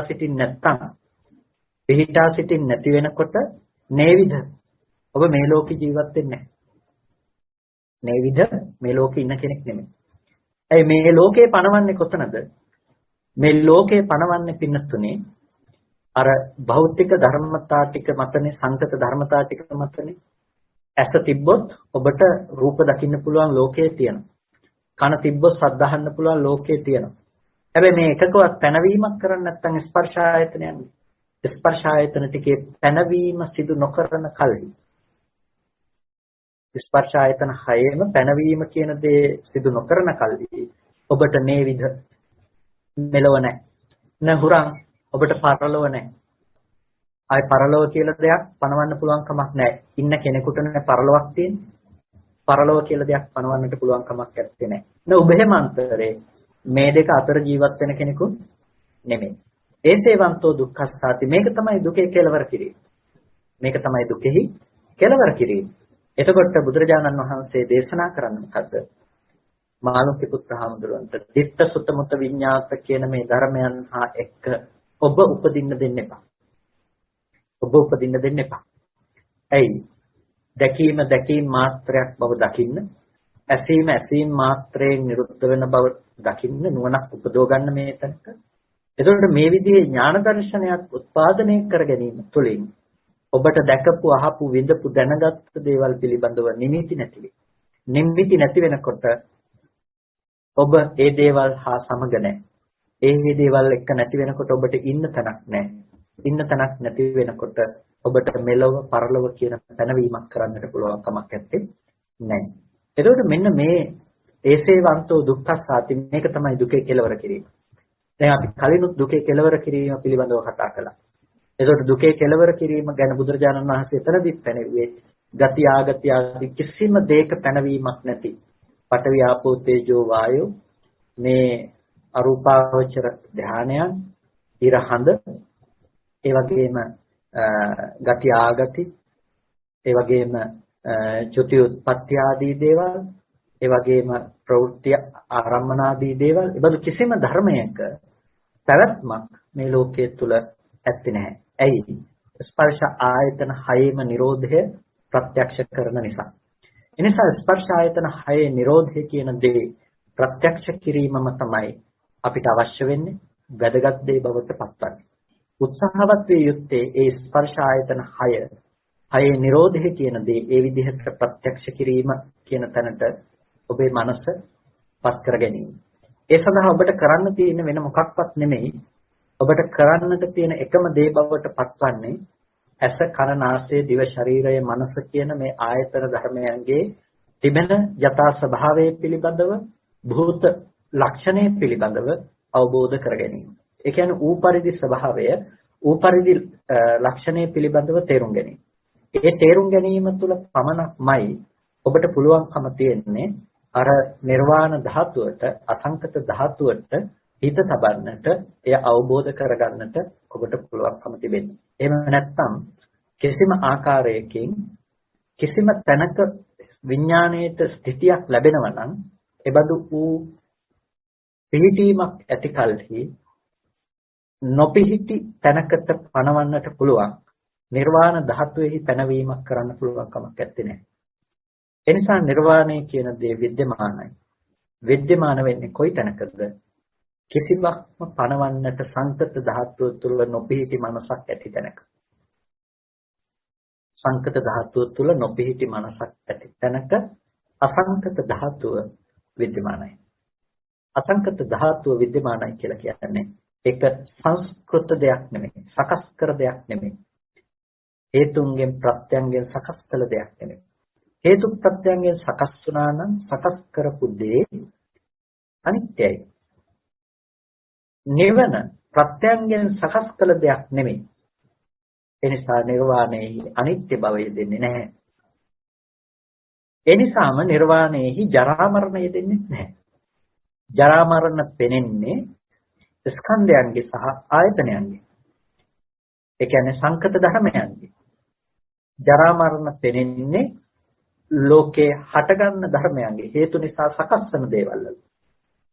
හේතු නිසා සකස් නොවෙනවා නම් සකස් නොවන දේ ජරා මරණ පණවන්නට පුළුවන් කමක් නැත්තේ නෑ. පහනක්පත් වෙනකොට පහනපත් වෙන තැනක පත් වෙන පහන් දැල්ලේ නිවීම, එළිය අඩු වැඩි වීම මෙබඳු දේවල් කතා කරන්නට පුළුවන්කම තියෙනවා. හැබැයි පහන් දැල්ලේ පැනවීමක් නැති තැනක පහන් දැල්ලේ විද්‍යමාන ලක්ෂණ ගැන කතා කරනවා කියන එක කරන්නට පුළුවන් කමක් නැත්තේ නෑ. සංකතය සහ අසංකතය කියන්නේ ඒ වගේ. එතකොට අසංකත ධාතුව තමයි නිවන. ඒ නිවන ගැඹුරුයි, හිත ලේසියෙන් කෙනෙකුගේ බැසගන්නේ නැහැ, සැසඳෙන්නේ නැහැ. බැසගන්නේ නැත්තේ, සැසඳෙන්නේ නැත්තේ ලෝකයේ තුල එබඳු ආකාරයට පිහිටි මනසක් තිබෙන නිසාමයි. දැන් මේ සූත්‍ර දේශනාව බුදුරජාණන් වහන්සේ කරන්නෙම භික්ෂුන් වහන්සේලාට බුදුරජාණන් වහන්සේ නිර්වාණය පිළිබඳව ගැඹුරින් කරුණු පහදා දෙනවා. භික්ෂුන් වහන්සේලා ඒට හිත නමාගෙන නිවැරදිව ශ්‍රවණය කරනවා. ඒ නිසා තමයි උදාන වාක්‍යයක් හැටියට දේශනා කරන්නේ. සතුට සිතින් කරන, සම්නස් සිතකින් කරන සතුට වාක්‍යයක් වගේ උදාන වාක්‍ය කියන්නේ. එතකොට මේ උදාන වාක්‍යයක් දේශනා කරනවා. එතකොට නිවන පිළිබඳව, ධර්මයේ පිළිබඳව අවබෝධයක් නැති සත්වයෝ මේක අහනකොට සන්ත්‍රාසයටපත් වෙනවා කියන්නේ. ඒ කියන්නේ තැති ගැනීමටපත් වෙනවා. ඒ ලෝක කිසිම දෙයක පැනවීමක් නැහැ. එහෙනම් මේ තියෙන ඔක්කොම නැති වෙලා යයිද මට? අතහැරෙන දේ තමයි පේන්නේ. තියෙන දේවල් වල නැතිවීම තමයි පේන්නේ. එතකොට ඒ පිළිබඳව බියක් තමයි ලෝකෙට හටගන්නේ. හැබැයි යථාර්ථ විදිහට මේ කාරණාව අවබෝධ කරගන්න නුවණැති සත්පුරුෂයෙක්ට පේනවා. සංකත ධාතුව තුල තියෙන කිසිම දුකක් මේ අසංකතයේ තුල පනවන්න පුළුවන් කමක් නැත්තේ. ඒ තුල අනන්ත අප්‍රමාණ සංසාර ගමනක සංසාර දුක් ප්‍රවාහයේම නිරුද්ධ වෙනවා වගේම ඒ තුල සියලු ආකාරයන්ගේ දුක්ඛ නිරෝධයම පනවන්නට පුළුවන්කම තිබෙනවා කියන එක. එනිසා ඔබ අප්‍රමාදීව උත්සාහවත් විය යුතුයි එබඳු වූ දුක්ඛ නිරෝධය සඳහා. ඔබ අප්‍රමාදීව කටයුතු කළ යුතුයි. ඒ දුක සියලු ආකාරයෙන් නැතිකොට එබඳු ආයතනයක් තුල වාසය කිරීම සඳහා ඔබ සියලු ආකාරයෙන් උත්සාහවත් විය යුතුයි. සලායතන ධර්මයේම නිරෝධ කොට නිවැරදිව ඒ ආයතනයේ උපදවාගෙන වාසය කිරීම සඳහා ඒ සඳහාම මේ සියලු කුසලයන් ඔබට හේතුපනිස්ත්‍රේ වේවා කියලා ප්‍රාර්ථනා කරනවා. කල්පනා කරගන්න අවස්ථාවට අනුව අද දවසේදී මේ විදිහට සද්ධර්ම දේශනාව කරගෙන සද්ධර්ම දේශනා ශ්‍රවණය කරලා වටිනා කුසලයක් හැම කෙනෙක්ම සිද්ධ කරගන්නට යෙදුණා.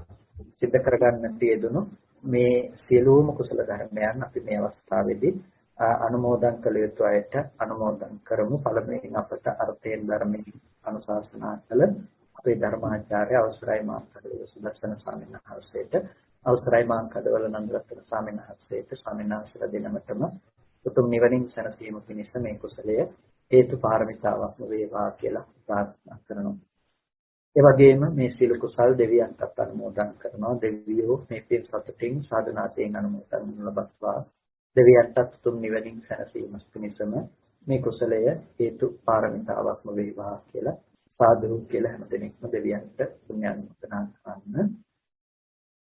ඒ වගේම අද දවසේදී පුණ්‍යානුමෝදනා කරන්නට බලාපොරොත්තු වෙනවා ගොතටුවේ විසූ තලාව පයින්දිකොළමේ ආර්.එම්. දයාවතී මෑණියන්ට පුණ්‍යානුමෝදනා කරන්නට මේ මිය පරලෝකීය වසරක් සම්පූර්ණ වීම නිමිත්තෙන් ඒ මෑණියන්ටත් මේ වෙලාවේදී අප සියලුම දෙනා පුණ්‍යානුමෝදනා කරමු. මේ මෑණියන් ඇතුළු ඔබ සියලු දෙනා නමින් මිය පරලෝකීයලා යම් කිසි ඥාතිවරයෙක් දීපින් බලාපොරොත්තු වෙන කෙනෙක් ඉන්නවා නම් සෑම සියලු ඥාති වර්ගයාම මේ පින තමන් කළ පිනක් මේ සතුටින් සාධනාවෙන් අනුමෝදන් ලබත්වා ඒ සියලුම ඥාතීන්ට මේ පින්වතුන් නිවනින් සැනසීම පිණිසම හේතු පාරමිතාවක්ම වේවා කියලා හැම කෙනෙක්ම සාදු කියලා ඒ ඥාතිවරයාට පුණ්‍යානුමෝදනා කරන්න. ඒ වගේම අද දවසේදී ධර්මදේශනාවේ දායකත්වයෙන් කටයුතු කළ ඒ පින්වත් සෑම සියලු දෙනාටම ධර්ම ශ්‍රවණය කළ ඔබ සෑම සියලු දෙනාටත් මේ උතුම් කුසලය නිදුක් නිරෝගී සුවපත් බව චිරජීවනයේ සඳහාම හේතුපනිශ්‍රේ වේවා. හැම දිනාටම අමා මහ නිවනින් සැනසෙන්නට මේ කුසලය හේතු වේවා. ඒ වගේම මේ අවස්ථාව මේ විදිහට සංවිධානය කරලා අවශ්‍ය කටයුතු සම්පාදනය කරන්නට කටයුතු සිදු කළ කසුන් මහත්මයාට අනුරාධපුරයට ඇතුළු පින්වත් දෙපළටත් මේ උතුම් කුසලයේ උතුම් නිවනින් සැනසීම පිණිසම හේතු පාරමිතාවක්ම වේවා කියලා ප්‍රාර්ථනා කරනවා. සියලුම දෙනාට තෙරුවන් සරණයි.